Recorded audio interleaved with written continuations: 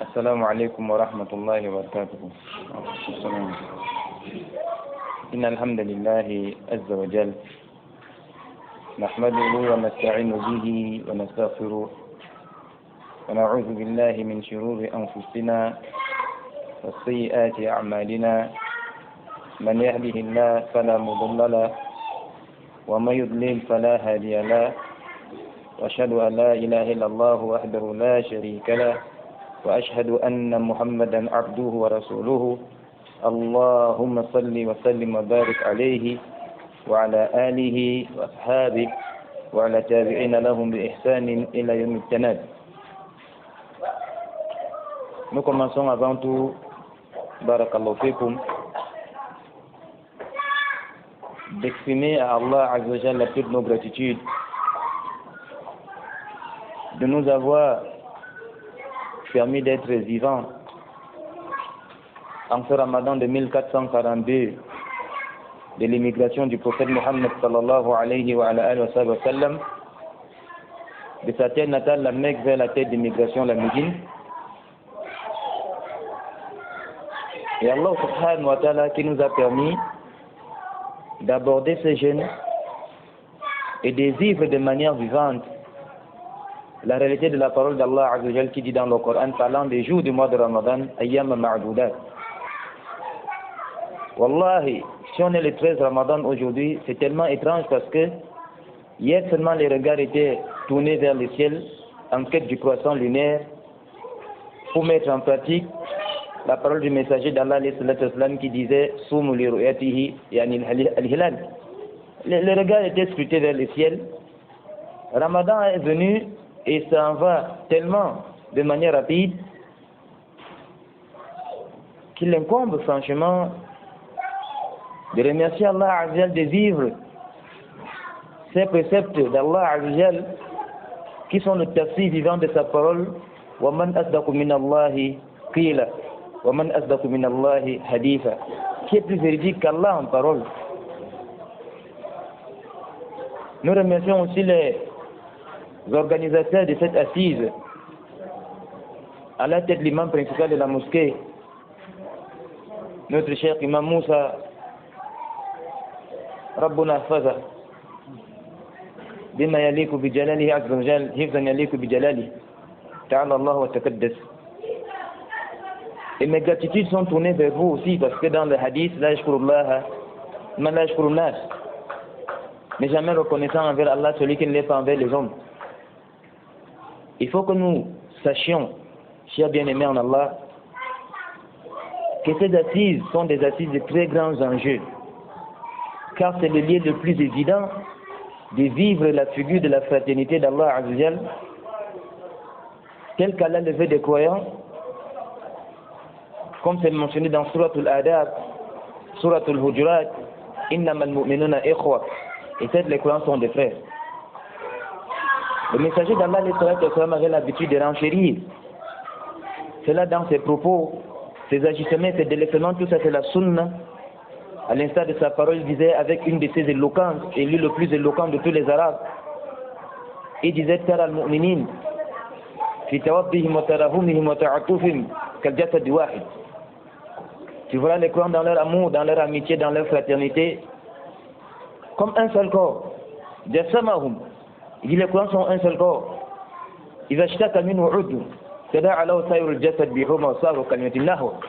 Si une partie du corps souffre, c'est tout le restant du corps qui souffre de fièvre d'insomnie.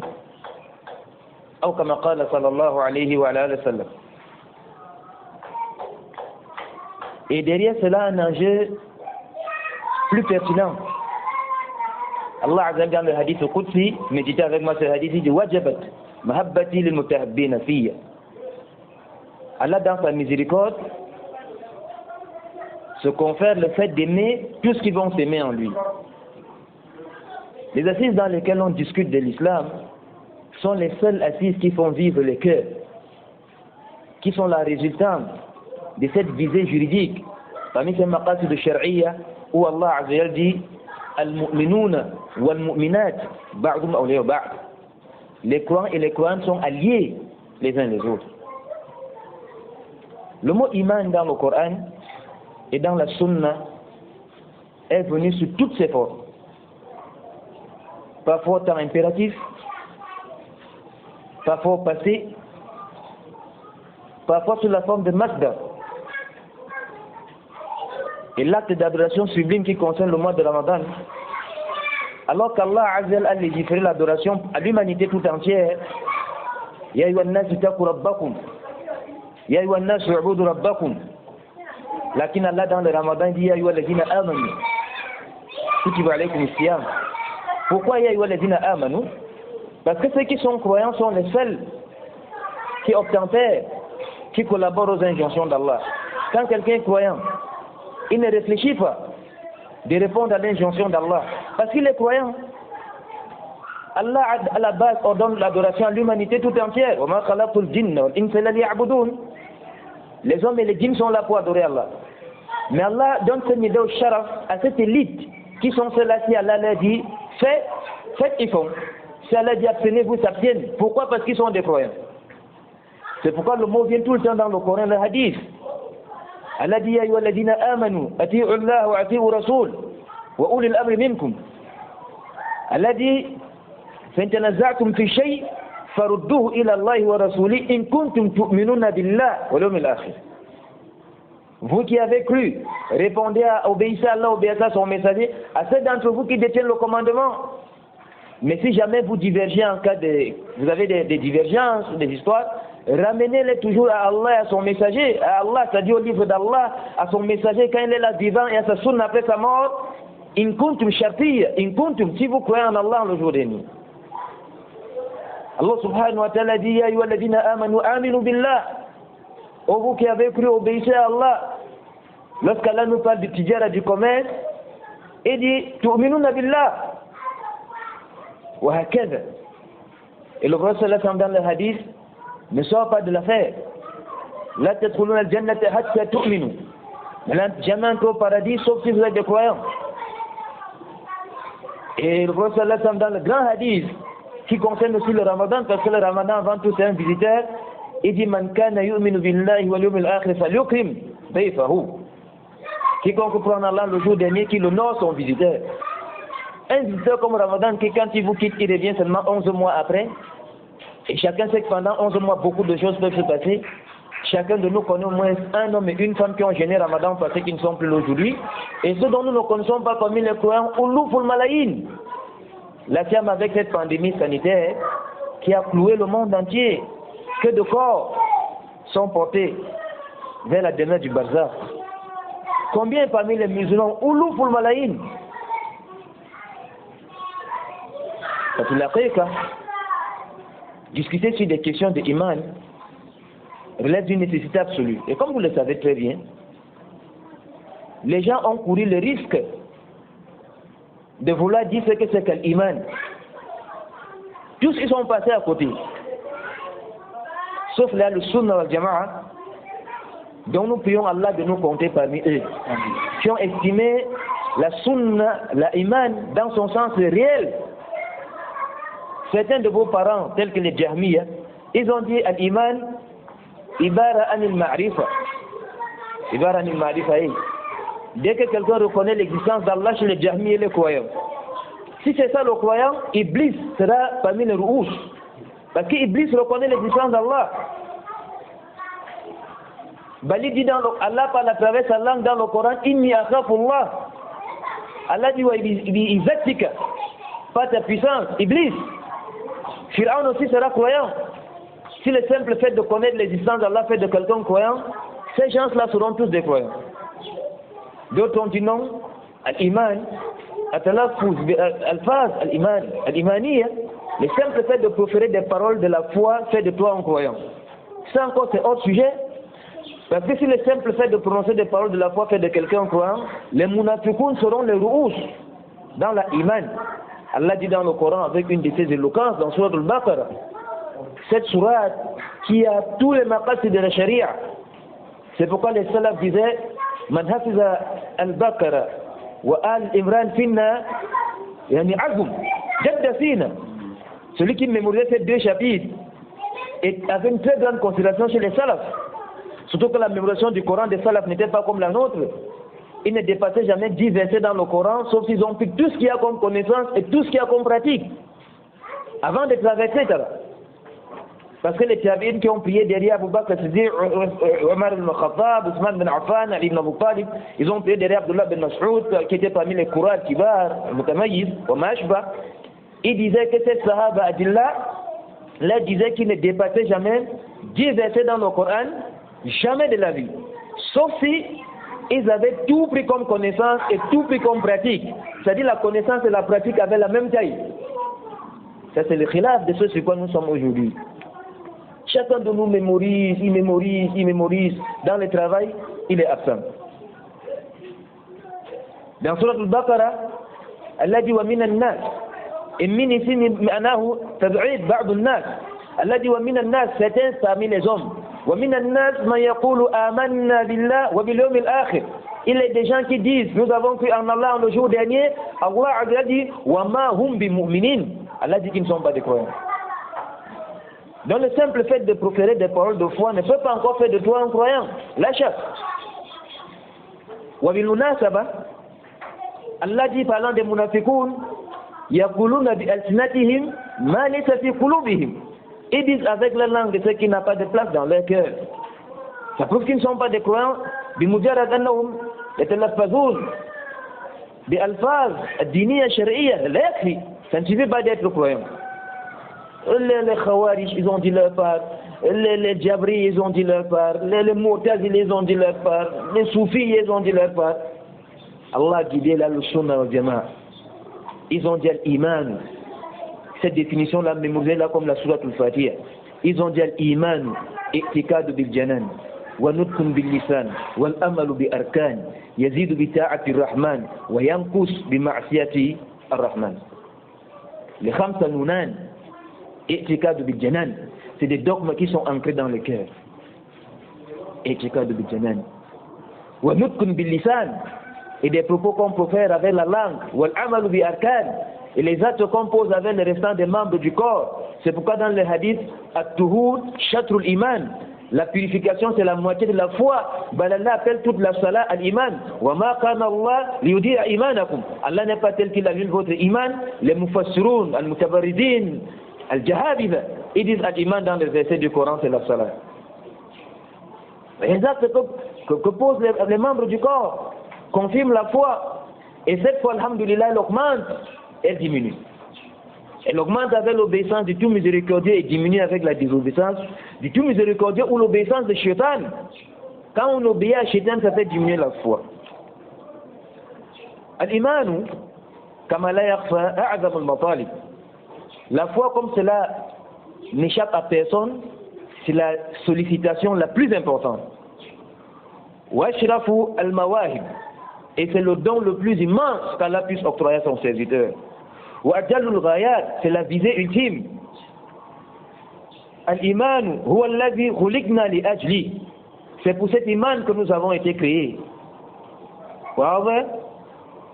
Il dit wa ujidna li tahqiqihi. Allah nous a fait exister pour réaliser cet iman. Wa huwa alladhi bihi nanal sa'ada ad-dunya wal akhirah. C'est à partir de cet iman qu'on a le bonheur dans ce monde et le bonheur dans l'au-delà. Wallahi l'azim, la plupart des polémiques, des problèmes, de l'humiliation, de l'avilissement, tout ce qui anime les êtres humains dans ce monde est proportion de leur iman.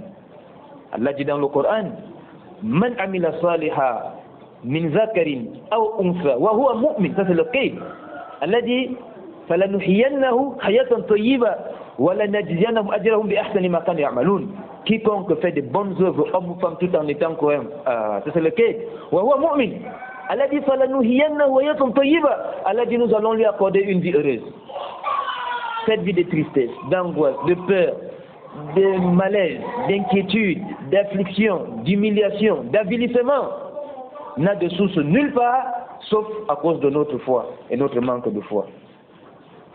Allah dit dans le Coran, le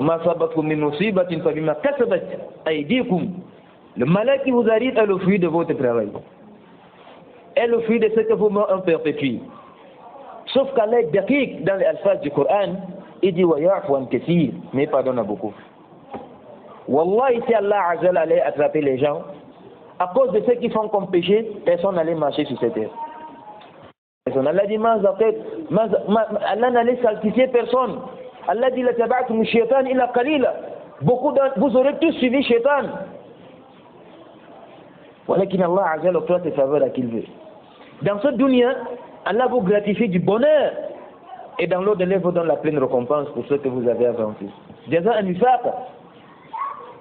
C'est pourquoi l'iman, c'est a'zam matalib la shaq. Allah dit, bil iman, dukhulul jannah. Le paradis est conditionné par la foi. Aucun kafir ne va entrer au paradis. Mustahil. Sauf les ahsab al-fatra qui seront éprouvés yawm al-qiyamah parce qu'ils n'ont pas eu de messagers.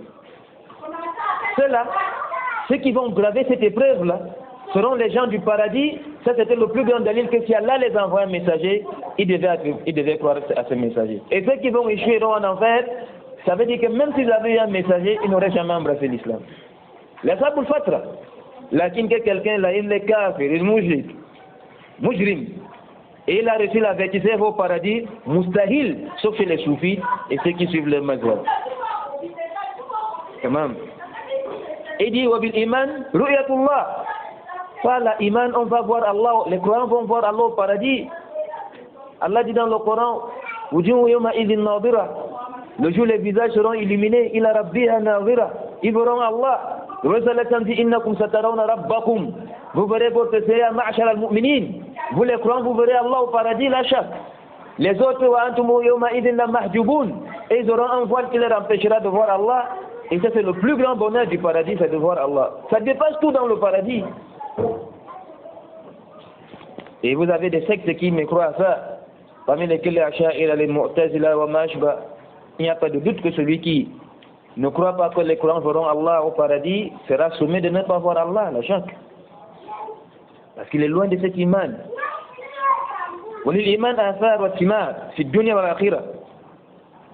Et cet iman a des fruits dans ce monde et dans l'au-delà qu'on ne peut pas compter.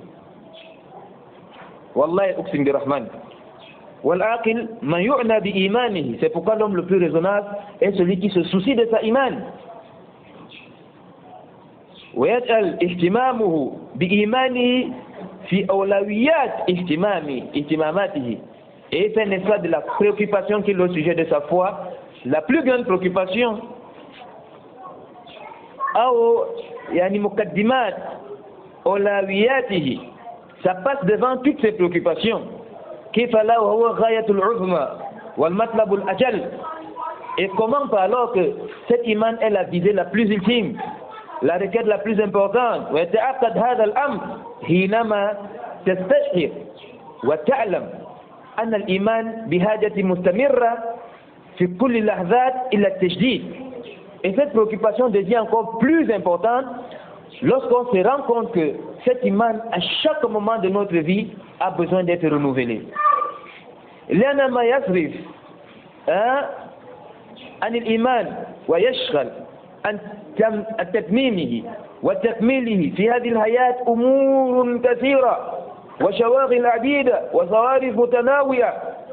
Parce que ce qui te préoccupe de parfaire ta foi, de la parachever, de la compléter, c'est des préoccupations nombreuses. Les choses qui nous détournent de la foi sont beaucoup. Les problèmes d'enfants, les problèmes de femmes, les problèmes de mariage, les problèmes d'argent, les problèmes de voisinage, les problèmes d'entourage, les problèmes de parents, les problèmes de proches parents. Beaucoup de choses se détournent de la foi. À cause des problèmes de ce dunya, tu as de la peine à parachever la iman. D'où la nécessité absolue de s'en préoccuper tout le temps et de s'efforcer de la renouveler. La chaque. Donc, effectivement, l'homme, n'est-ce pas, c'est-à-dire est bousculé ici et là des choses qui le préoccupent d'avancer dans la iman. Il faut donc, n'est-ce pas, c'est-à-dire œuvrer tout le temps et être éveillé pour nouer, n'est-ce pas, toujours sa relation avec Allah. Et enfin d'œuvrer pour sauver son âme de l'humiliation et de la faiblesse de la foi. Dans le récit recueilli par Al-Hakim dans son Mustadrak, et nous aimons que les étudiants de l'islam connaissent les ouvrages et connaissent les auteurs. Parce que quand on connaît les livres et on connaît les savants, c'est une partie importante du savoir. Le Mustadrak, c'est une manière d'écrire le livre des hadiths. Parce que les livres des hadiths, les savants ne les écrivent pas de la même manière. C'est pourquoi vous avez les Sihah, vous avez les Sunan, vous avez les Jawami', vous avez les Masanid, comme le Musnad d'Imam Ahmad ibn Hanbal, vous avez, n'est-ce pas, c'est-à-dire, les Cheikh Abdul Razak, ils écrivent, n'est-ce pas, c'est-à-dire, vous avez les Muata'at, vous avez les livres, n'est-ce pas, des Muata'at, comme le Muata'at d'Imam Malik. Et les Muata'at sont nombreux. Vous avez, n'est-ce pas, les savants n'écrivent pas les livres de la même manière, des hadiths. Le Mustadrak, c'est quoi? Le Mustadrak consiste pour l'auteur d'aller dans un livre de hadiths déjà écrit. Vous comprenez? Mais d'aller chercher des chaînes de transmission différentes de celles qui sont dans ce livre. Le Mustadrak al-Hakim dans le Sahihain, il a pris les mêmes hadiths de Bukhari et Muslim. Là, il a retrouvé d'autres chaînes de transmission. Ça veut dire qu'il n'a pas calqué, mais il a cherché où eux-mêmes ils ont cherché. Ça s'appelle le Mustadrak. Dans le Mustadrak d'Al-Hakim et dans le Mu'jam d'Imam al-Tabarani, et c'est parmi les récits d'Abdullah ibn Amr ibn al-As, le Rasul sallallahu alayhi wa sallam dit Inna al-iman la yakhluq fi jawfi ahadikum. C'est-à-dire, n'est-ce pas, l'iman peut se dissiper dans le cœur de l'un d'entre vous, ou peut, n'est-ce pas, c'est-à-dire être fauché, kama yakhluq as-saw. De la même manière que les vêtements vieillissent, les vêtements perdent sa valeur, son éclat. Fas'alullah an yujaddida al-iman fi qulubikum. Demandez à Allah de renouveler tout le temps la foi dans votre cœur. Mafhum hadha? Demandez à Allah de renouveler tout le temps l'iman dans votre cœur. Sur l'imam Ahmad, on a interrogé l'imam Ahmad ibn Hanbal. La yazidu iman wa yanqus. La foi augmente-t-elle et diminue? Il a dit qala yazid hatta yablugha a'la samawat wa yanqus hatta yakuna fi asfali safilin. Il dit la foi peut augmenter jusqu'à atteindre les cieux des degrés les plus élevés, et tout comme la foi peut diminuer et tomber au plus bas de l'existence. Voici l'imam Sufyan al-Thawri. Sufyan al-Thawri, هذا جبل الشام, ça c'est l'imam du Sham. Il y avait deux Sufyan, Sufyan ibn Uyayna et Sufyan al-Thawri. Imam Shafi disait Walol al-Malik, Malik ibn Anas, wa ibn Uyayna, lazab al-ilm min ahli al-Hijaz. Nous étions ces deux grands savants, Imam Malik ibn Anas et Imam Darul Hijra, et Sufyan ibn Uyayna, on n'aurait jamais eu la science en péninsule arabique. Sufyan ibn Uyayna هذا جبل, laquelle lui était à la Mecque. Alors que Sufyan al-Thawri était dans le Sham, هذا جبل الشام. On lui a posé la question ayazidu al-iman wa yanqus, qala yazid hatta yaqul kamsal al-jibal wa yanqus hatta la yabqa minhu shay.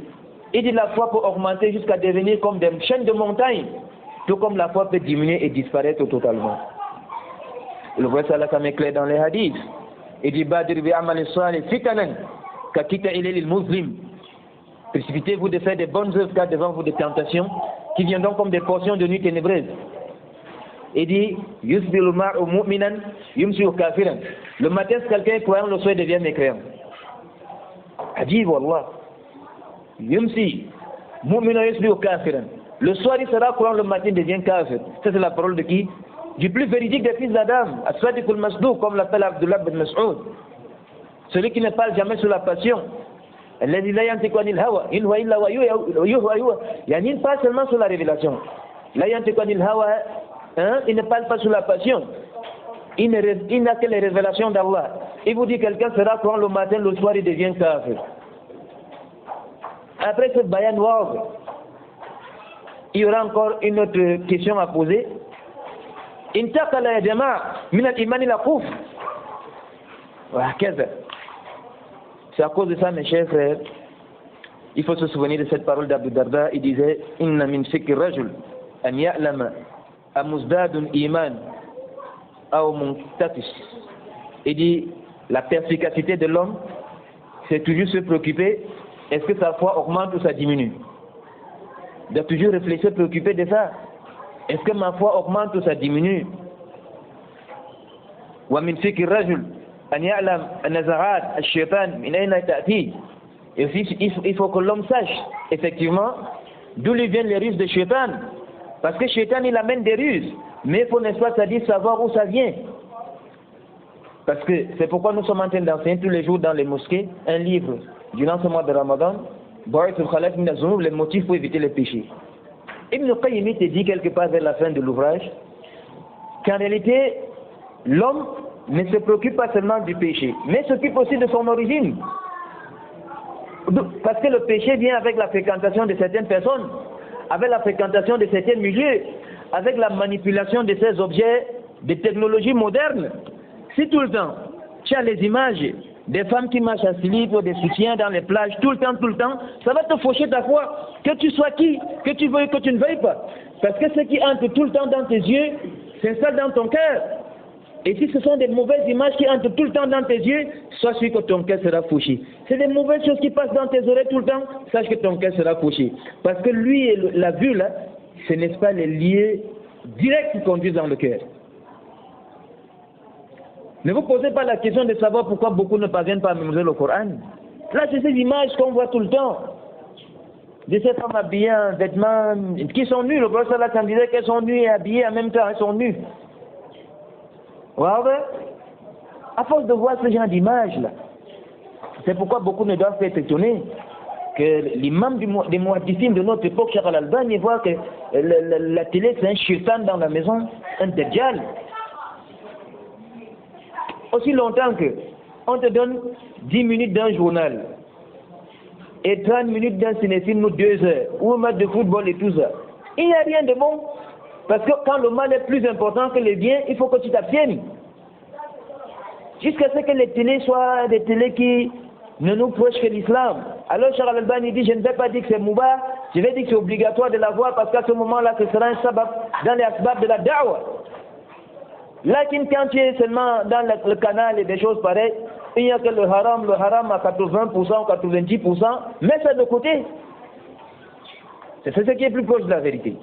Donc, il faut que tu saches par où Shaitan parvient à te faucher pour que tu t'inscrives en faux contre cette fréquentation, contre cette causerie, contre ce milieu, contre cette personne, contre ces appareils. C'est pourquoi on va donc, Inch'Allah Rahman, discuter sur les causes de l'augmentation de la foi. La première cause, Ma'rifatullah, Jalla wa ala bi asma'i al-husna wa sifatil ula. Il faut connaître Allah Azza Jalla, ses noms et ses attributs, ses noms sublimes et ses attributs parfaits. Wallahi, quelqu'un peut ne pas s'en rendre compte, mais c'est le lieu le plus efficace d'augmenter la foi. Connaître Allah Azza Jalla. C'est la règle. Parce que quand tu connais les noms et les attributs d'Allah, tu estimes Allah sa juste valeur. Parce que les noms et les attributs d'Allah ne nécessitent pas un effort humain. C'est le rêve et Allah te donne des informations à son sujet.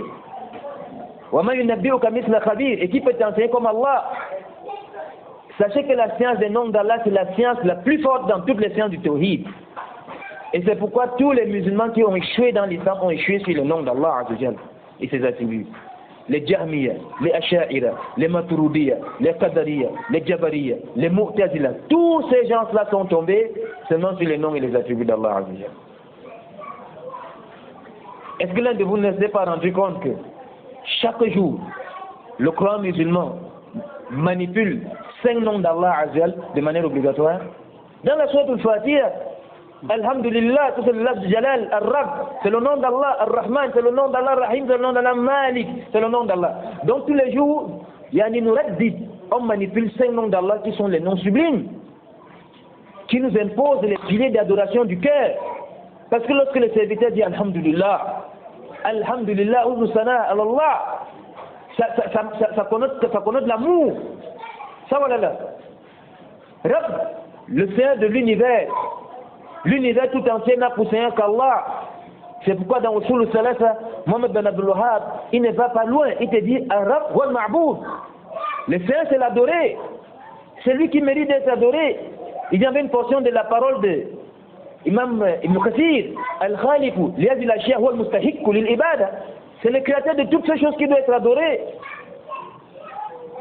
Et après, lorsque l'un de vous sait qu'Allah s'appelle As-Sami, il va encore calomnier, il va encore mentir, il va faire le faux témoignage, il va médire, il va mettre des paroles obscènes, des sexes, des choses pareilles, il sait qu'Allah l'entend. Il sait qu'Allah est Al-Basir. Allah le voit. Wallahi, ya jama'a, c'est un verset dans le Coran, dresse les cheveux sur la tête de quelqu'un. Le Coran, hein, on ne le lit pas avec les yeux, hein, on le lit d'abord avec le cœur, vous comprenez? C'est pourquoi Allah dit, ce ne sont pas les yeux qui sont aveugles, hein, mais c'est le cœur qui a dans des poitrines qui sont aveugles. Quand Allah vous dit dans un verset du Coran, Wallahi, Allah dit, si une feuille tombe d'un arbre, Allah connaît. Il nous reste quelque chose après ça. Dans une forêt, avec des milliards d'arbres qui cachent des milliards d'arbres, dès qu'une feuille tombe, Allah a donné le courant. C'est un Seigneur comme ça qu'on va désobéir. C'est un Seigneur comme ça qu'on pense qu'il ne nous sert pas où que nous soyons. C'est impossible. C'est pourquoi le prophète sallallahu alayhi wa sallam dit Inna lillahi tis'a wa tis'ina isman mi'a illa wahid man ahsaha dakhala al-jannah. Allah 99 noms, 100 moins 1. Celui qui les mémorise, il comprend leur sens, il pratique les implications de ce nom-là. C'est quelqu'un du paradis. Et ce hadith bil munasaba ne veut pas dire qu'Allah a seulement 99 noms.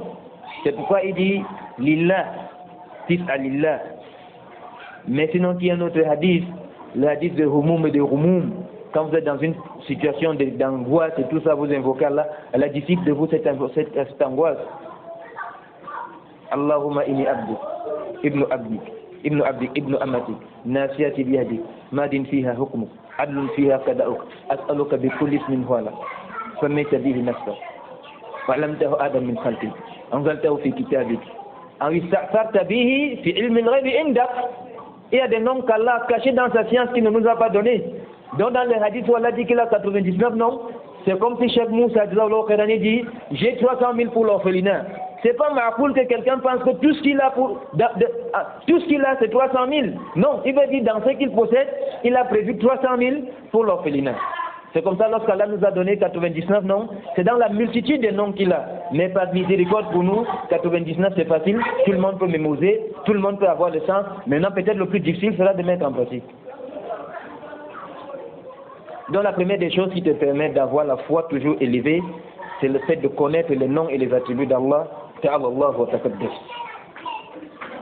Quand tu connais les noms et les attributs d'Allah, ta foi augmente.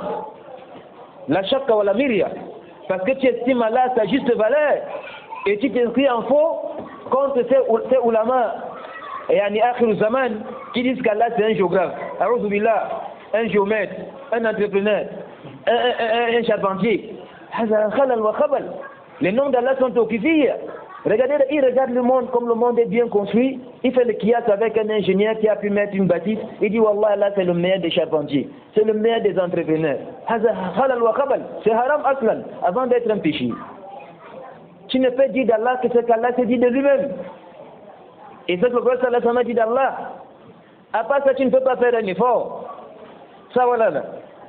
C'est pourquoi il y a des gens qui sont amusants. Il dit, il va dire à Allah qu'il était chef d'État.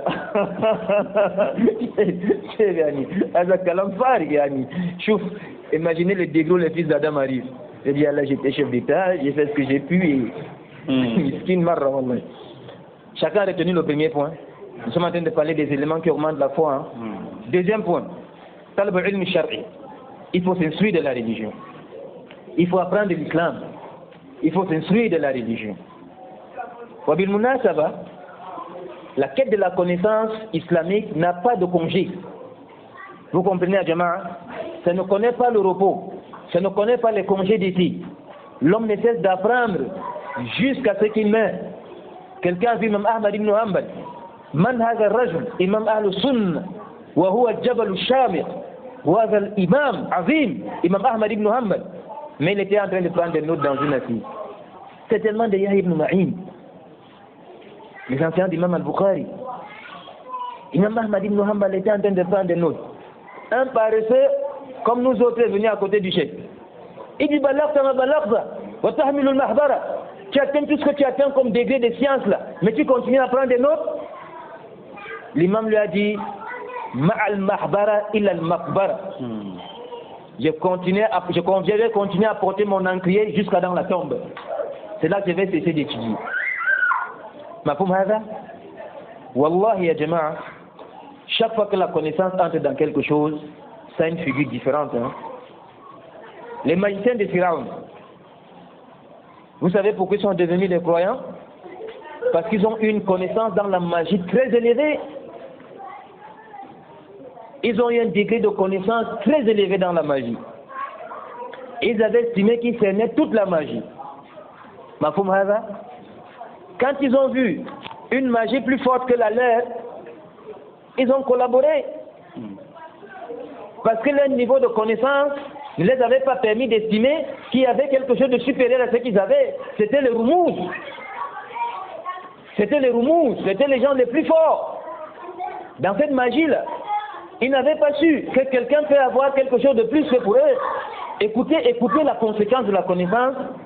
Même Allah, dans une éloquence, qu'est-ce qu'Allah dit? Wa ulkiya sahratu sajidin. Allah n'a pas dit sajadou. Yani sajadou, ils sont problème. Wa ulkiya. Yani la foi les a soulevés et les a immobilisés par terre. Maintenant, quand Pharaon revient avec son pouvoir, là où Salivana, comme ce jour, il dit dégage avec cette histoire-là. On n'est plus avec toi. Les gens étaient les Roumouz du Koufre le matin. Et ils rêvaient déjà des châteaux de Pharaon. Ils sont devenus des croyants. Des vrais croyants. Rabbana sabr. Demande à Allah de la rendre patient. Ils sont devenus des grands croyants parce qu'ils avaient beaucoup de connaissances. Ils ont vu qu'il y a une connaissance plus que la leur. Ils sont fait tout petits. Le prophète sallallahu alayhi wa sallam, tous les matins, il invoque Allah et dit Allahumma inni as'aluka ilman nafi'a. Yani Allah azza wa jalla, l'homme a besoin d'apprendre tous les jours. Le prophète sallallahu alayhi wa sallam, tous les matins, dans le hadith de Salama, il dit Allahumma inni as'aluka ilman nafi'a. Il cherche un savoir utile tous les jours, il demande à Allah. De la connaissance de la religion permet d'augmenter la foi. Aujourd'hui, les gens ont le temps pour tout, mais n'ont pas le temps pour étudier. Wallah, les gens ont le temps pour tout. Hein. Dans les projets, dans les histoires, dans les réunions, des trucs, les gens trouvent toujours une minute. Mais en ce qui concerne la quête de la science, chacun trouve une excuse. Dis vraiment, Inch'Allah, j'ai pris un engagement, mais je vous reviens. Je vois dans les offices de Cheikh Moussa 2 ou 3 tous les matins au Coran. Et les gens ont toujours des programmes. Mais les gens trouvent quand même le temps sur toute chose. Wallah, je vous assure, vous ne trouverez personne épanoui comme celui qui a la connaissance. Donc, la quête de la connaissance t'augmente la foi. Ça t'augmente la foi automatiquement. C'est pourquoi Allah dit dans le Coran, Innama yakhsha Allaha min ibadihi al-ulama'u. Ceux qui craignent Allah, tous les croyants craignent Allah, mais ceux qui craignent le plus Allah sont les croyants, les savants. Innama yakhsha Allaha min ibadihi al-ulama. Wa hakadha. Donc ça c'est le deuxième cas d'hier, qui permet à quelqu'un d'avoir sa foi augmentée. On continue. À cela s'ajoute, n'est-ce pas, le fait de méditer sur les signes universels d'Allah. Regarde, tu regardes le ciel, tu regardes l'être humain, tu regardes, mais ça t'augmente la foi à la chaque. Allah dit dans le Coran, wa fil ard ayatul lil mukminin wa fi anfusikum afala tubsirun. Tu vois le gars qui marche devant toi là. Tu vois le gars qui marche devant toi. Tu réfléchis sur sa situation, wallah, tu es obligé d'être croyant. Allah subhanahu wa ta'ala dit dans le verset du Coran, que l'homme périsse, il est vraiment mécréant. Min ay shay'in khalaqa. Allah dit min nutfa. De quoi est-ce qu'il était créé? Allah dit d'une goutte de sperme. Khalaqahu faqaddara. Il a créé cette goutte, il a créé l'homme, il a façonné l'homme, il a donné à l'homme des images, faqaddara. Il est comme comme ça. Ya salam. Allah dit Summa sabila yassara. Ça c'est le mal shahid, ça c'est le baytul kasid, ça c'est le marbatul farq. Summa sabila yassara. Les savants sont tous unanimes que si Allah ne facilite pas à un enfant de sortir du ventre de sa mère, il ne sortira jamais. Il ne peut pas sortir. Parce que l'orifice qu'il doit emprunter pour sortir est très étroit par rapport à l'enfant. Vous voyez parfois une femme accouche un enfant de 4,5 kg. 4 kg. Il passe où? Allah dit Summa sabila yassara. Allah dit que c'est lui qui facilite cette sortie d'enfant. Lakin lo salam najadam. L'enfant est resté quelques mois dans le ventre de sa mère, vivant, non? S'il sort du ventre de sa mère, on remet encore dans le ventre de la mère, il meurt automatiquement. Comme s'il n'était pas dans cet endroit, il y a quelques instants. C'est rien. Quand quelqu'un voit ça, Allah Azza dit وَلَقَدْ خَلَقْنَا الْإِنسَانَ مِنْ سُلَالَةٍ مِنْ طِينٍ. Il raconte les étapes de la création de l'homme, la création des cieux, la création de l'univers, dans 2 versets du Coran. قُلَ إِنَّكُمْ لَتَكْفُرُونَ بِالَّذِي خَلَقَ الْأَرْضَ فِي يَوْمَيْنِ. Allez-vous régner celui qui a créé la terre en 2 jours? Amr azim. Allah parfois ne va pas loin.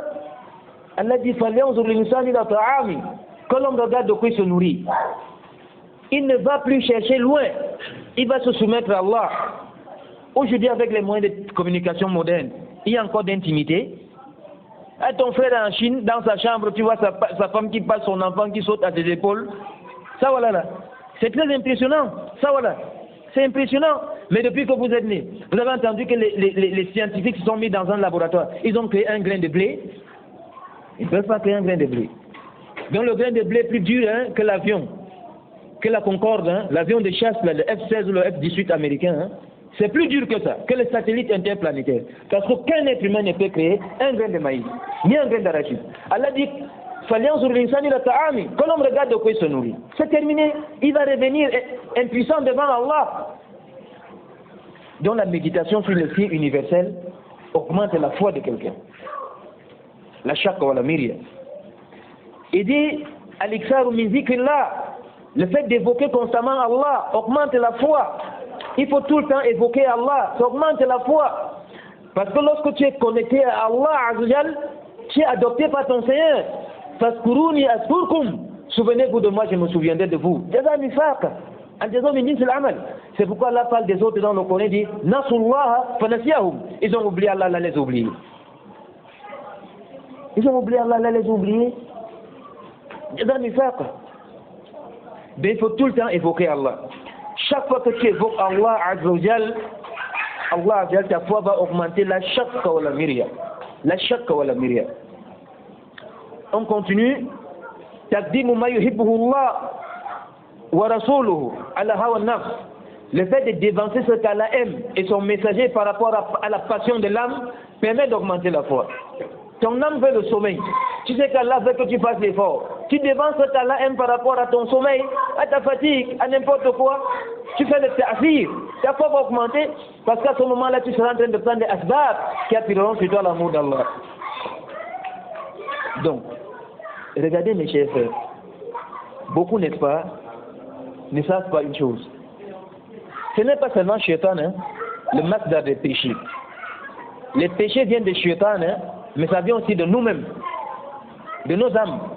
Ce n'est pas seulement Shaitan le masdar des péchés là. Le Shaitan, il a un rôle important pour nous faire pécher, mais nos âmes aussi. Sinon, dans le mois de Ramadan, Bilal, il n'y a pas des gens qui font le zina dans Ramadan? Il y en a. Il n'y a pas des gens qui volent dans Ramadan parmi les musulmans? Il y en a. Qui calomnient, qui médisent, hadith wa la haraj. Ça, c'est l'âme incitatrice au mal qui pousse à faire ça. Parce que si les démons rebelles sont enchaînés, mais l'âme aussi reste toujours là, terrible. Maintenant, chaque fois que quelqu'un va se soumettre à son âme, il sera perdu. C'est pourquoi Allah dit dans le Coran, Qad aflaha man zakkaha wa qad ghaba man dassaha. Yani celui qui a purifié son âme et a imposé à son âme à se plier, c'est lui qui est toujours sauvé et secouru par Allah. Et celui qui a laissé son âme suivre cette passion, il est perdu. Il est perdu, Tara. Il est perdu. Et c'est la quoi le rage sur le mas'ala. Donc il faut dévancer ce qu'Allah aime. Si c'est qu'Allah aime ça, même si ton âme là n'éprouve pas beaucoup ça, plie-toi seulement. Parce que tu sais que ce qu'Allah aime, pour toi, est ce qui t'apportera toujours le bonheur.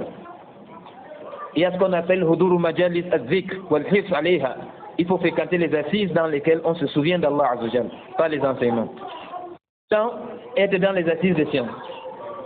Ça aide énormément pour avoir la foi grandissante. Les assises augmentent la foi, wallahi. Beaucoup de gens ont changé de vie seulement parce qu'ils ont écouté une parole venant d'un savant. Une parole, wallah. Sans oublier que tu peux venir dans une assise de science, tu rentres chez toi, tu n'as plus un seul péché sur toi.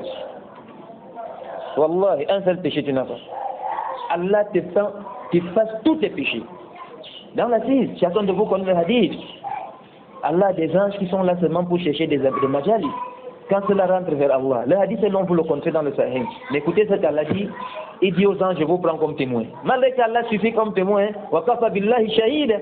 Allah dit, je vous prends comme témoin, j'ai pardonné à tous ces gens-là leurs péchés. Maintenant, les anges lancent les hostilités. Ils disent, allez, il y avait un tel là, lui n'est pas avec eux. C'est un gars du business et des histoires. Il n'est pas avec eux dans l'assise. Sauf que la fatigue l'a pris à cet endroit et il décide de se reposer un peu avec eux. Allah dit, je vous prends encore témoin, celui-là je pardonne aussi ses péchés. Car les gens qui sont dans les assises de rappel, celui qui est à côté d'eux n'est jamais perdant. Regardez, il n'est pas intéressé au rappel. Hein? Lui, il est seulement venu s'asseoir à côté d'eux. Il bénéficie de la rahma d'Allah à cause de ce sahib, le sahaba, ce musahaba, al-kurama. Allah pardonne ses péchés. Amrun yani khayali. Subhanallah. Les assises de rappel augmentent la foi. C'est pourquoi vous avez vu ceux qui ont goûté à la saveur de la connaissance. S'ils entendent qu'il y a un rappel quelque part, ils ne réfléchissent pas. Ils ajoutent tout ce qu'ils doivent faire. Parce que ça, tu nourris ton esprit. Le fait de fuir les péchés augmente aussi la foi. Il faut fuir les péchés, ça augmente la foi. La chak. Il faut multiplier les actes surrogatoires. Ça augmente aussi la foi. Les actes surrogatoires augmentent beaucoup la foi. C'est à cause de ça que vous allez voir celui qui est serein, c'est celui qui vient à la mosquée avant la prière. Il fait ses nawafil, il attend la prière, il attend le takbiratul ihram, il accompagne nafil avant de sortir. Vous le verrez serein. Mais celui qui attend les ikam, Allah, c'est là qui se met à courir. Il n'aura même pas le khushu' dans la prière, ne serait-ce qu'au début, parce qu'il est préoccupé, il est venu transpirant et tout ça. Les nawafil sont très importants. Même si les meilleurs sont à la maison, mais il peut y avoir une nécessité de faire à la mosquée. Par exemple, quelqu'un vient au Juma après la mosquée, va rentrer à la boutique ou au travail et tout ça, il fait le nawafil. La mosquée, la chape. Il faut multiplier les nawafil. Soit Allah, ziyadatul iman, il faut demander à Allah d'augmenter notre foi et de la renouveler. Ça permet d'augmenter la foi. Le fait de demander à Allah de renouveler notre iman et de nous augmenter la iman.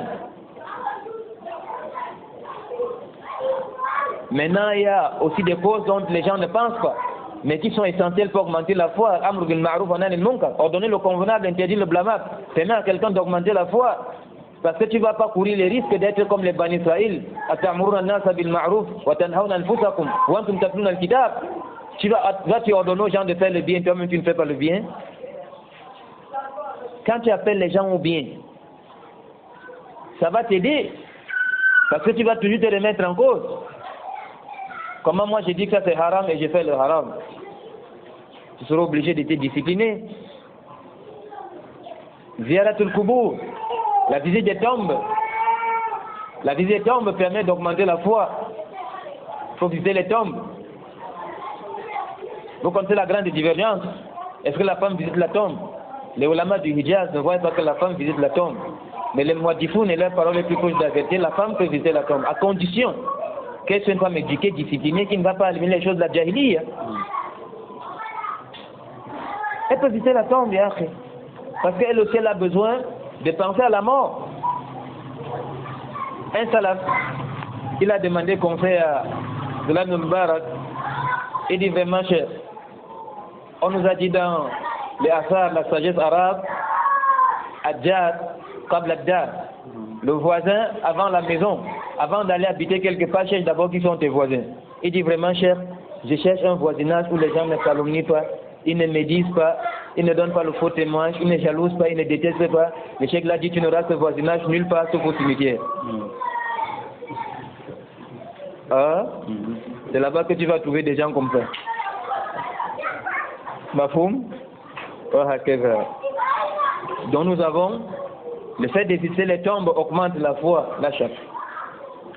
Il dit ta'ammul sirati nabi sallallahu alayhi wa sallam.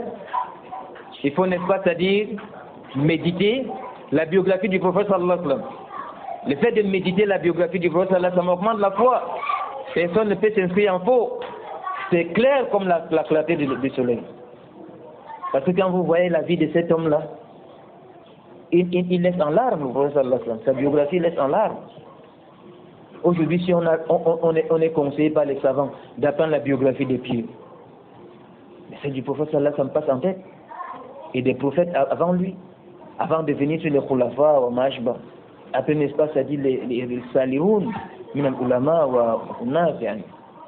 La biographie du prophète sallallahu alayhi wa sallam met les gens en larmes, parce que le prophète sallallahu alayhi wa sallam, yani, Aïcha radiallahu anha, prenez ça avec moi. Aïcha radiallahu anha, elle dit, nous sommes restés, écoutez bien ça, 10 ans à Médine. Le prophète sallallahu alayhi wa sallam, jusqu'à sa mort, on ne s'est jamais rassasié dans sa maison 3 jours successivement. Quel tafsir vous faites de ça? Jusqu'à sa mort, on n'a jamais mangé 1 jour, 2 jours, 3 jours, jusqu'à sa mort à la cité.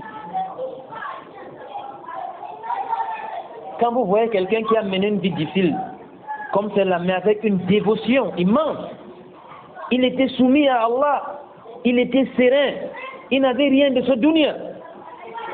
Omar ibn Khattab allait le trouver, le prophète sallallahu alayhi wa sallam dormait sur la paille. Quand tu te lèves, on voit la trace de la souffrance sur ton corps.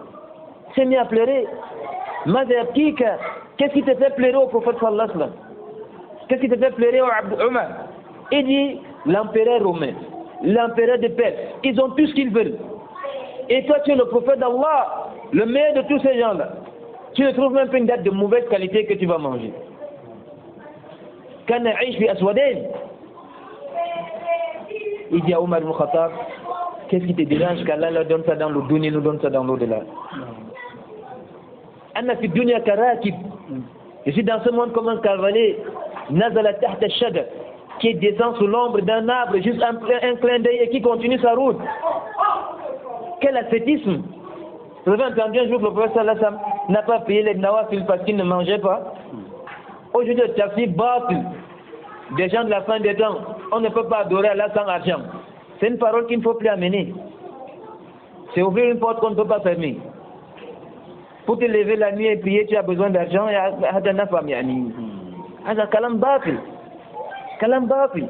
Allah n'impose aucune amine charge au-dessus de sa capacité. Est-ce qu'Allah peut vous arrêter Yom Al-Qiyamah parce que l'État camerounais n'est pas un État islamique? Jamais. Si tu ne peux pas faire une da'wa à une échelle longue, fais une échelle modeste. Reforme ta famille, reforme tes enfants, reforme ceux qui sont là. Au moins ça, Allah va te demander. Mais Allah ne va pas te demander pourquoi tout le quartier n'est pas devenu musulman. Et à cause de ces idéologies de Djadjal, beaucoup de gens, au lieu de chercher à comprendre l'islam, se sont mis à courir dans le dunya. Et dès qu'ils sont entrés dans le dunya, ils ne sont plus sortis. Le projet qui les amène dans le dunya, ils l'ont mis à côté. Les projets ne sont que finissants, ne sont plus comme ça. Les projets ne sont plus cessants. Maintenant, on va faire une culture dans un village, après maintenant on va chercher des trucs, après la dawa qui l'a motivé d'après les conseils des mouchariboun al-Rachamcham, il a laissé la dawa. Quel tafsir on va faire de ce conseil? Le prophète sallallahu alayhi wa sallam, quelqu'un vient lui dire, recommande une chose qui va attirer sur moi l'amour d'Allah. Il dit, Iza fi dunya hibuk Allah. Détourne ton corps de ce bas monde, Allah va t'aimer. Quel tafsir on va faire de ce nas? Sarira. Ala kulli hal, il faut méditer la biographie du prophète sallallahu alayhi wa sallam. Il faut aussi méditer la biographie des pieux. Quand vous lisez la biographie d'Imam Ahmad ibn Hanbal, la biographie d'Imam Bukhari, la biographie, ça vous laisse seulement en larmes Allah. Al-ihtimam bi a'mal al-qulub. Il faut aussi veiller sur les actes du cœur. La peur d'Allah, la crainte d'Allah, l'amour d'Allah, la confiance en Allah, la crainte, la peur, mashba. Il faut, n'est-ce pas, veiller sur ça, il faut donner de l'importance à ces choses-là. Il ne faut pas seulement s'intéresser aux apparences, c'est bien les apparences, parce que les apparences permettent de donner un avis sur quelqu'un. Ça, voilà là. Je pense que chez Imam Moussa, un gars vient chez lui avec des locks, un djobala, il dit je vais t'appeler en mariage. Il dit vraiment, c'est pas, le chef a répondu à ma place. J'étais en train de réfléchir, il dit je vais seulement te dire merci. Pourquoi l'apparence est importante? Mais l'apparence c'est pas tout. Il y a aussi le lien de regard d'Allah qui est le cœur. Et les actes du cœur parfois dépassent les actes apparents. Tout comme les péchés du cœur. Regardez quelqu'un dans son cœur est jaloux. Allah il détruit ses bonnes œuvres. Innal hasada ya'kulu al-hasanat. La jalousie mange les bonnes œuvres. C'est des problèmes de cœur, ça. La haine, l'orgueil, le mépris. Sufyan ibn Uyayna disait Man kana ma'siyatul kibr, fakhsha lahu al-la'na, wa man kana ma'siyatul shahwa, fadhu lahu tawba. Celui dont le péché est l'orgueil, redoute qu'il sera maudit par Allah, et celui dont le péché est les passions, il regarde les saints des filles de temps en temps, et sait qu'Allah va le pardonner. Et sait qu'Allah va le pardonner. Mais celui dont le péché c'est l'orgueil, redoute qu'Allah va le maudire. Pourquoi? Parce que Shaitan a péché par orgueil, Allah l'a maudit. Au moment où Adam alayhi salam a péché par passion, on dit le fruit ne touche pas, il dit je veux quand même voir à quoi ça ressemble. Il a mangé le fruit, mais il n'était pas pardonné. Ça c'est un péché de la passion, non? C'est shahwa, un désir. On dit ne touche pas ce fruit, touche le fruit. Mais Iblis par orgueil a péché, il a été maudit par Allah. Ces morts qui sont des morts qui font il faut donner de l'importance aux actes du cœur. Aussi c'est très important. C'est prioritaire. Parce qu'au jour de la résurrection, c'est le contenu des cœurs qu'Allah va dévoiler. C'est pourquoi Allah appelle le jour de la résurrection les secrets seront dévoilés, les secrets du cœur. Allah dit Yom al-Qiyamah, ni les biens ni la richesse ne serviront à quelqu'un quelque chose. Sauf celui qui viendra vers Allah avec un cœur paisible, un cœur rempli de tawhid, un cœur rempli d'amour, de crainte d'Allah, loin du nifaq, de l'hypocrisie, loin de l'orgueil, tout ça aide, n'est-ce pas, c'est-à-dire, il faut propager l'islam, ça augmente la foi, puisqu'il n'y a pas meilleur que celui qui appelle à Allah. Donc il est de cette manière en train de galvaniser, de courir vers Allah Azza wa Jal. Et cela augmente sa foi. وَالتَّقْلِيلِ مِنَ الدُّنْيَا وَمِنَ الْمُبَاهَاتِ وَالْفُضُولِ فِي الطَّعَامِ وَالْكَلَامِ وَنَذَرِ. Et il faut, n'est-ce pas, relativiser la vie de ce bas monde aussi. Il est revenu sur ça. Il ne faut pas vouloir les excès. Contente-toi de ce qui t'est strictement utile. Mais le superflu, là, tu peux laisser tomber ça. Le Sahabi Jalil, il disait, chouf, min tamam taqwa. L'excellence de la crainte d'Allah, c'est que tu laisses certaines choses qui se sont permises, de peur que ça t'amène vers ce qui n'est plus permis. Ça voilà là. Quelqu'un peut acheter une humeur. L'islam voudrait qu'il achète quelque chose d'un peu moins que ça. C'est ça l'excellence de la crainte d'Allah.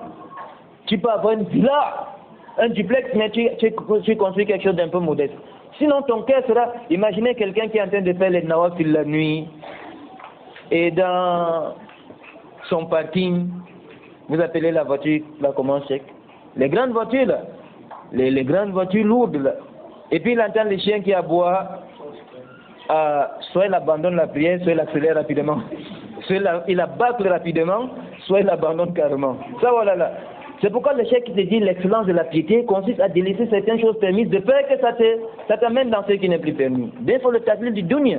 Il faut relativiser la vie de ce monde. Tu te contentes de l'essentiel et tu t'en tiens à ça. Le superflu là, tu peux le laisser tomber parce que ça va. Regardez les gens qui veulent aller loin. Ce n'est pas le meilleur exemple, mais juste qu'on comprenne. De ceux qui veulent aller loin, les athlètes qui se déshabillent carrément. Parce que quand tu te charges, imaginez à la douane. Quelqu'un vient avec son sac à dos.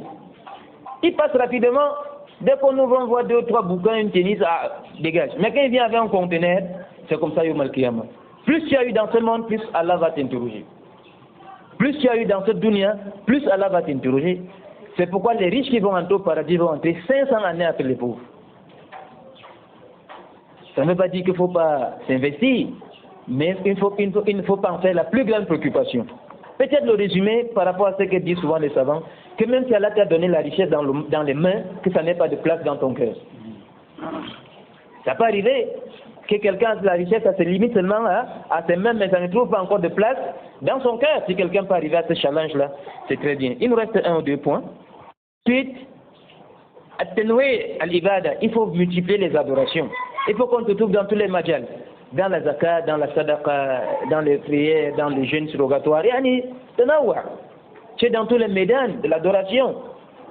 C'est dans tous les médans de l'adoration. C'est là qu'au final, il faut penser, n'est-ce pas, aux différentes étapes de l'au-delà.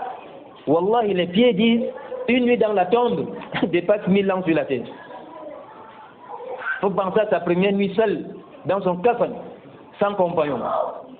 Avec ça, il faut le faire, wallahi. Wallahi. Tu penses qu'un jour tu seras seul. Voilà pourquoi le cheikh dans son livre de fiqh, Il dit les fuqaha sont tous unanimes. Que celui qui accompagne un cortège funèbre peut être devant, à droite, à gauche ou derrière. Ils sont unanimes sur ça. Mais il dit le meilleur c'est celui qui est derrière. Parce que lorsqu'il regarde ce corps qu'on porte sur les épaules là, ce corps-là est en train de lui parler. Il dit j'étais comme toi, hein. Je marchais comme tu marches. J'avais des projets comme tu avais des projets. Me voici aujourd'hui, sache que demain, ce sera aussi ta place. Tu réfléchis bien. Aujourd'hui, c'est toi qui enlèves tes habits. Hein. Ce jour-là, on va les enlever. Aujourd'hui, c'est toi qui te laves. Hein. Tu vas sous la douche. Tu peux même blâmer ta femme. Que moi, j'ai mis le savon ici. Pourquoi vous avez mis le savon azur? Tu suis encore petit. Ah, tu te mets à faire le malin. Ce jour-là, tu n'as pas de choix. Si c'est le cidre qu'on t'embaume, hein, on t'embaume. Si c'est le savon de Macabo, hein, on te fait. Tu n'as rien à faire. Ta nudité, là, tu l'as cachée. Elle devient publique. C'est pourquoi ce n'est pas n'importe qui peut laver le corps. C'est celui qui peut découvrir des choses sur le cadavre qui ne va pas parler, ça là. C'est le aman. C'est pourquoi le premier qui lave le corps, c'est celui que le mort a mis dans son testament. Que si je mets, c'est elle qui me lave. Maintenant, s'il n'a pas laissé le testament, on cherche dans la famille les proches qui savent laver le corps. Maintenant, s'il n'y en a pas, on cherche des imams. Parce qu'il y a des choses qu'il peut découvrir sur le cadavre qui ne sont pas agréables. Il ne doit pas parler de ça. Imaginez maintenant tes propres habits. On te les enlève. Ta montre, on enlève. Ta bague, on enlève. On te tourne à gauche, à droite. Tu ne peux rien dire. Subhanallah al-Azim. Quand quelqu'un pense à ça, il va encore s'amuser? Il ne peut pas, sauf si le cœur est vide. Munajatullah. Il faut tout le temps implorer Allah et se faire tout petit devant Allah. Il faut toujours se faire petit. C'est à cause de ça, regardez les invocations des prophètes. Mon sermon de vendredi était sur la dua de Zacharia alayhi salam. Regardez quand il demande à Allah, vous savez ce qu'il fait Zacharia? Il présente son aspect indigent. Inni wa nal'azmu minni washta'ala ra'su shayba. Mes os sont affaiblis, ma tête est enflammée de cheveux blancs. Pourquoi tout ça? Pour qu'il montre Allah qui n'a rien, quand l'homme a déjà les os affaiblis, il n'a plus la force de faire le sexe. C'est demande l'enfant, non? Il n'a plus la force de faire le sexe. Rien. Il rappelle Allah que sa femme est stérile. Regardez, subhanallah. Il dit, Fahabli min ladunka waliya. Accorde-moi de ta part un enfant. Parce que moi, je n'ai plus rien qui peut me donner des enfants. Tu m'enseignes que pour avoir l'enfant, je dois être jeune, ma femme ne doit pas atteindre la ménopause et tout ça. Maintenant, il n'y a rien. Moi et ma femme, nous sommes des vieillards. Quand même elle était jeune, elle était stérile. Mais j'ai besoin d'un enfant parce que je vois la situation des Bani Israël. Je ne vois personne continuer la da'wa. Je vois tous les shababs, c'est la java, les femmes, comme les jeunes aujourd'hui, le tramol, les briques, les boîtes de tout ça. Ils ne voient pas un jeune capable de l'hériter. Il supplie donc Allah de lui laisser. Quelqu'un qui va continuer son travail. C'est pourquoi les très personnels dit Yari Sunni wa Yasmin Ali Yacoub, qui hérite de la famille de Yacoub. On comprend que l'héritage ici pas le matériel. Parce qu'entre lui et Yacoub, c'est des millénaires. On ne pense pas qu'il hérite de Yacoub un habit, une maison. Mais qui hérite de Yacoub la da'wa, qui hérite de Yacoub la sérénité, le tamassouk al-haq, le fait de se cramponner à la vérité au Mélavali. Effectivement, il faut, n'est-ce pas, implorer Allah et se faire tout petit devant Allah. Il ne faut jamais invoquer Allah avec la jument foutaise. Si Allah veut me donne, si Allah veut ne me donne pas. Laisse Allah, tu vas chez les créatures avec ce faute. Si tu demandes à Allah, laisse comprendre à Allah que s'il ne te donne pas, tu es perdu. Laisse comprendre à Allah que si tu abandonnes, hein, personne ne peut te soulever. Donc tu te fais tout petit, tout malheureux. Ces êtres humains qu'on demande avec la possibilité qu'on peut avoir, qu'on ne peut pas avoir, mais Allah, non, jamais. Si tu demandes à Allah, demande à Allah comme si tu es en train de faner, quoi. Que tu attends seulement qu'il te soulève. Il faut exalter la grandeur d'Allah. Allah dit dans le Coran, celui qui exalte les caractères sacrés d'Allah, cela fait partie de la piété des cœurs. Il faut considérer sacré les caractères d'Allah Azzawajal. Aïcha radiallahu anha, elle est le tafsir vivant de cette vérité. Vous savez ce qu'elle dit un jour? Et il faut que les jeunes mariés se souviennent de ça. Parce qu'il faut quand même qu'on le dise, hein, ça ne fait pas partie de la conférence, mais le mariage aujourd'hui chez la jeunesse, ça n'a pas vraiment la figure islamique. Wallahi. Il faut qu'on se remette beaucoup en cause. Parce que vous savez, quand le noyau familial, cette cellule-là, est endommagée, la société de demain est perdue. Le mariage chez nous n'est plus sur le critère de l'islam. Allah a mis entre les conjoints la compassion et la miséricorde. Et encore ça, Wallah, un homme quand il rentre du travail, même le chat va se cacher dans le coin. Vous le voyez souriant dehors, mais à la maison toujours attristé. Comme un gorille, comme quelqu'un qui est dans un état islamique appelé à trancher les têtes. Beaucoup sont comme ça. Dehors, tout le monde l'envie. Wallah, quelqu'un passe, hein, il dit vraiment si je peux donner ma fille à ce garçon-là. Tout le monde de dehors trouve le compte. Mais ceux de dedans, rien. C'est le contraire de ce que l'islam propose. Allah dit dans le hadith, le prophète dit Al-Akraboun awla bil ma'ruf.